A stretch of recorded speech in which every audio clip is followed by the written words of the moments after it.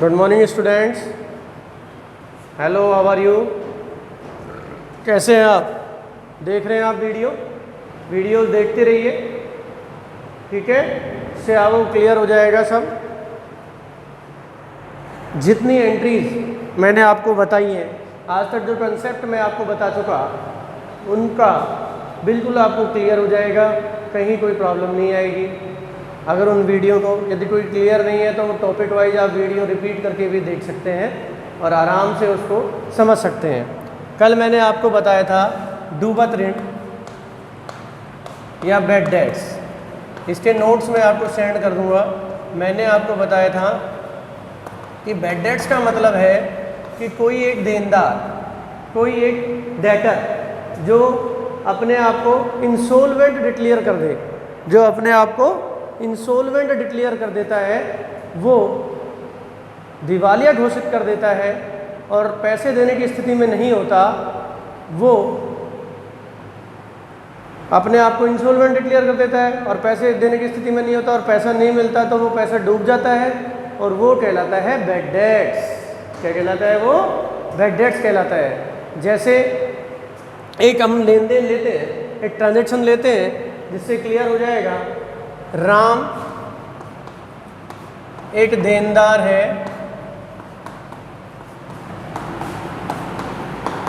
वह दिवालिया हो गया, वह दिवालिया हो गया,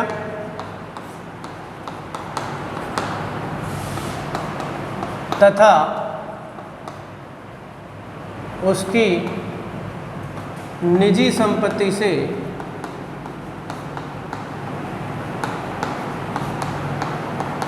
कुछ भी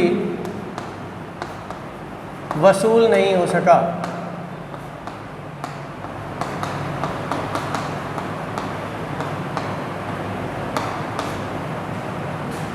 वसूल नहीं हो सका। Mister Ram ₹5,000। Mister Ram A debtor become insolvent and nothing will be realized from his state, और उसकी प्राइवेट प्रॉपर्टी से कुछ भी वसूल नहीं हो सका। राम ने अपने आप को इंसॉल्वेंट डिक्लेयर कर दिया और हमने उसे 5,000 रुपये हमें उससे लेने थे और उससे हमें कुछ भी वसूल नहीं हो पाया। तो ऐसी स्थिति में सारा पैसा डूब गया। तो ये क्या कहलाएगा? ये बैड डेट्स कहलाएगा। ये क्या कहलाएगा? बैड डेट्स कहलाएगा। तो इसमें हम 2 अकाउंट ओपन करेंगे बेटा। एक अकाउंट तो होगा बैड डेट्स का और एक अकाउंट होगा राम का। बैड डेट्स है, ये नॉमिनल में आएगा क्योंकि ये हमारे लिए लॉस है, और राम है वो पर्सनल में आएगा। बैड डेट्स हमारे लिए लॉस है। यहाँ पर एक एक्सेप्शन आ रहा है। आप कहोगे कि सर आपने तो बताया था कि नॉमिनल के साथ पर्सनल नहीं आ सकता, लेकिन इसके पीछे एक कारण है, मैं अभी आपको समझाऊंगा। आप जब लेजर पढ़ोगे तो और अच्छे से क्लियर हो जाएगा कि क्यों आया ऐसा। ये अपवाद है नोट नंबर 2 का। जो नोट नंबर 2 है, transaction of nominal account given any person name account will not done DR और CR in place of expenses income losses and gain will be done DR और CR।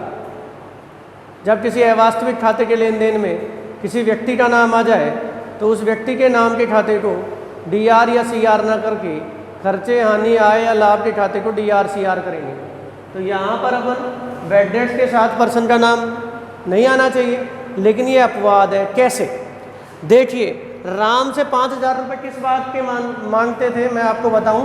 हमने राम को माल बेचा था, राम को माल बेचा 5,000 रुपये। बेटा ध्यान से समझना। तो यहाँ हमने पर्सन का नेम आ गया, माल बेचने का ट्रांजेक्शन है। Sold goods to Ram, sold goods to Ram ₹5,000। Ram को हमने 5,000 रुपये का माल बेचा, पर्सन का नेम आ गया, क्रेडिट ट्रांजेक्शन हो गया, उधार माल बेचा है और राम से हमें 5,000 रुपये लेने हैं, हाँ या ना? लेने हैं ना। अब ये एंट्री जब हम बनाते हैं तो इसकी एंट्री बनती है Ram's account DR to sales account. Entry क्या बनेगी? Ram's account DR to sales account. और कितने की बनेगी ये एंट्री? 5,000 रुपये से बन जाएगी Ram's account DR to sales account, 5,000 से बन जाएगी। अब यहाँ अपन राम का अकाउंट ओपन करेंगे तो राम के अकाउंट में, राम के अकाउंट में, ये अकाउंट आप पहली बार देख रहे होंगे, ये लेजर में बनता है। राम को आपने डेबिट किया हुआ है इतना तो पता है ना आपको बेटा, और लेफ्ट साइड डेबिट साइड होती है, ये DR साइड होती है और ये CR साइड होती है। अब 5,000 रुपये से राम डेबिट है हमारा, राम हमारा 5,000 से डेबिट है। अब राम से हमें 5,000 रुपये लेने हैं। अब राम यदि 5,000 रुपये दे देता तो हम एंट्री करते cash account DR to Ram's account. क्या एंट्री करते? Cash account DR to Ram's account, और बाई कैश अकाउंट हो जाती है।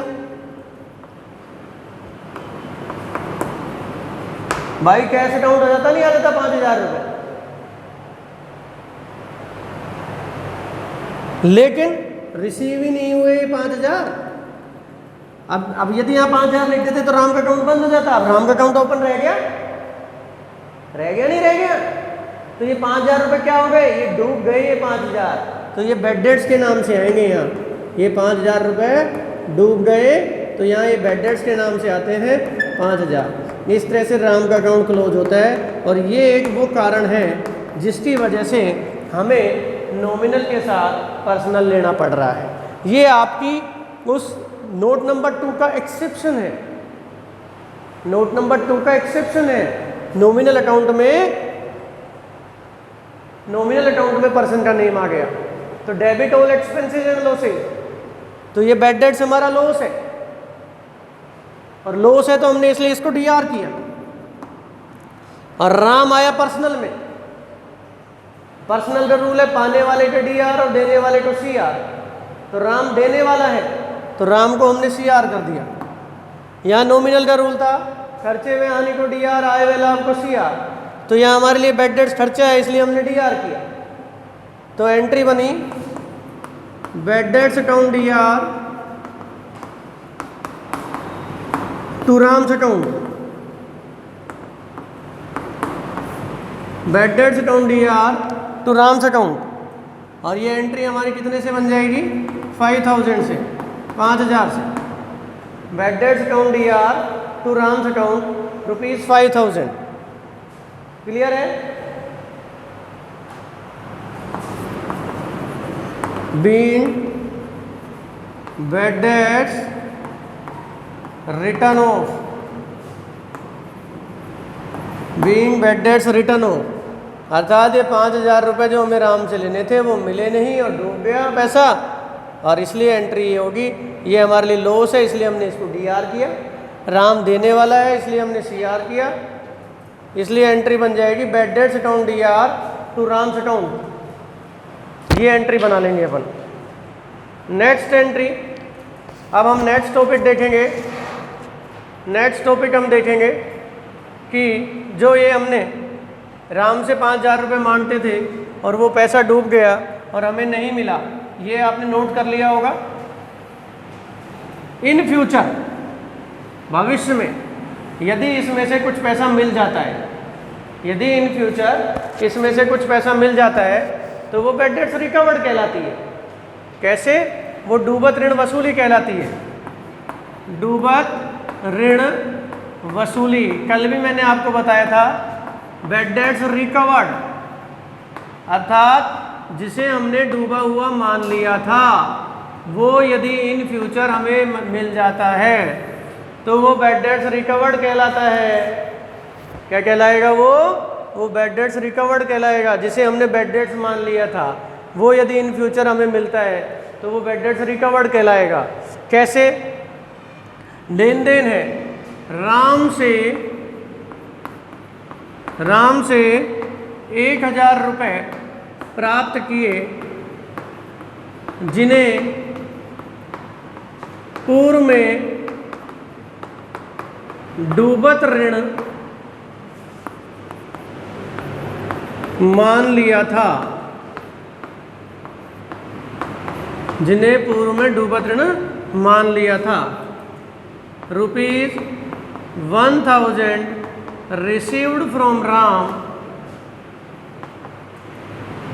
प्रीवियसली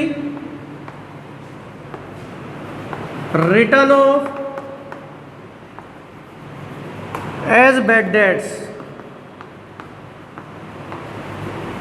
ये लाइन होनी चाहिए, पूर्व में डूबत ऋण मान लिया था, जिसकी हमने एंट्री बैड डेट्स मान के कर दी थी। Previously written off as bad debts, ये लाइन होनी चाहिए, जब ही हम इसको बैड डेट्स रिकवर्ड मानेंगे। तो यहां पर हम इसमें 2 अकाउंट ओपन करेंगे बेटा, एक तो कैश का और एक एक कैश का और एक बैड डेट्स रिकवर्ड का। अब यहां पर नॉमिनल के साथ पर्सनल नहीं लिया है मैंने, क्योंकि यहां कोई अकाउंट ओपन है ही नहीं, ना तो कैश का था ना पहले बैड डेट्स रिकवर्ड का था, न्यू अकाउंट है दोनों। इसमें एक मात्र एक्सेप्शन है ये नोट नंबर 2 का, ये हमें ध्यान देना है। तो यहां पर 2 अकाउंट ओपन करेंगे, एक तो कैश का और एक बैड डेट्स रिकवर्ड का। कैश रियल में और बैड डेट्स रिकवर्ड नॉमिनल में। जो बिजनेस में आ रहा है उसे डीआर करेंगे और जो बिजनेस से जा रहा है उसे सीआर करेंगे। राम से 1000 रुपये प्राप्त हुआ, जिसे हमने पूर्व में डूबत ऋण मान लिया था, तो कैश हमारे बिजनेस में आ रहा है डीआर। बैड डेट्स रिकवर्ड, खर्चे हुए हानि को डीआर, आए हुए लाभ को सीआर। तो ये हमारे लिए इनकम है बैड डेट्स रिकवर्ड, इसलिए इसको सीआर कर देंगे। तो एंट्री बन जाएगी cash account DR to bad debts recovered account. Cash account DR to bad debts recovered account being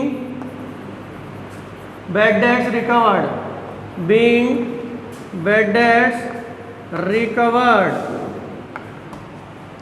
it means जो पैसा पहले डूब गया था, जिसे हमने previously as a bad debts मान लिया था, वो इन फ्यूचर यदि रिकवर्ड हो जाए तो वो बैड डेट्स रिकवर्ड कहलाता है। इसलिए cash account DR, bad debts recovered income है तो CR, cash account DR to bad debts recovered, ये एंट्री बन जाएगी। समझ में आ गई मेरी बात? तो इस तरह से पहली एंट्री पैसा यदि डूब जाता है तो उसकी होती है, और सेकंड एंट्री ये अमाउंट यदि इन फ्यूचर, जिसे हमने बैड डेट्स मान लिया था, जिसे हमने बैड डेट्स मान लिया था, यदि इन फ्यूचर वो रिसीव होता है तो वो बैड डेट्स रिकवर्ड कहलाता है। इसलिए cash account DR to bad debts recovered कहलाए, एंट्री होगी इसमें। क्लियर हो गई होगी आपको? कोई प्रॉब्लम है तो आप फ़ोन पर पूछ सकते हैं। आज के लिए इतना ही रहेगा। ओके।